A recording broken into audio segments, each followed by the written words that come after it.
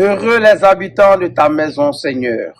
Au nom du Père et du Fils et du Saint-Esprit. Amen. C'est avec beaucoup de joie, mes frères et mes sœurs, que nous nous retrouvons encore une fois sur notre chaîne préférée pour célébrer la solennité de la Sainte Famille de Nazareth. Merci pour le temps que vous prenez pour regarder nos balbutiements. Merci pour le don de son serviteur, le Père Vincent, pour le travail d'évangélisation qu'il a accompli chaque jour.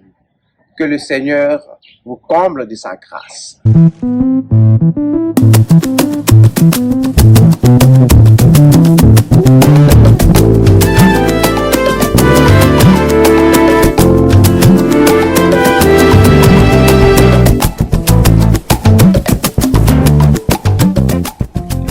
Mes frères et mes sœurs, les textes que nous avons entendus aujourd'hui pour la première lecture tirée du premier livre de Samuel nous montrent Anne qui est reconnaissante vis-à-vis de Dieu pour l'enfant qu'elle a reçu.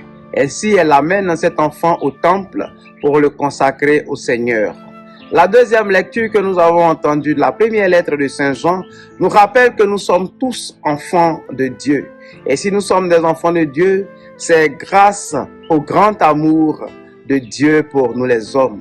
L'évangile que nous avons entendu de Saint Luc nous parle du jeune Jésus qui est perdu et retrouvé au temple.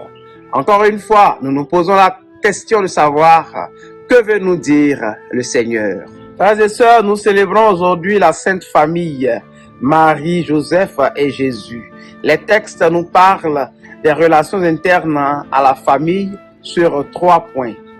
Comme premier point, nous pouvons dire que bien que nous soyons tous de familles humaines différentes, nous sommes membres de la famille de Dieu.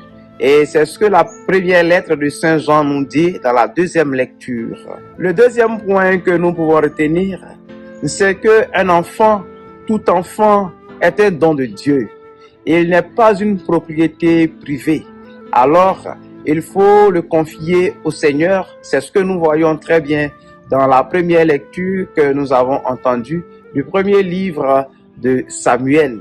L'évangile de Saint Luc qui nous est proposé aujourd'hui nous parle du jeune Jésus qui est perdu et retrouvé. Par cet épisode, nous pouvons rassembler quelques éléments. Avec Jésus perdu et retrouvé, il faut retenir que toute famille peut connaître des difficultés dans l'éducation d'un enfant. Mais il faut se remettre à Dieu pour être mieux éclairé. Les enfants grandissent et commencent à manifester leur personnalité.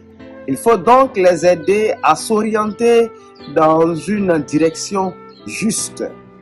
Il est alors nécessaire d'accepter leur façon d'être, d'accepter leurs différences, même si nous avons prévu de grands projets pour eux selon nous.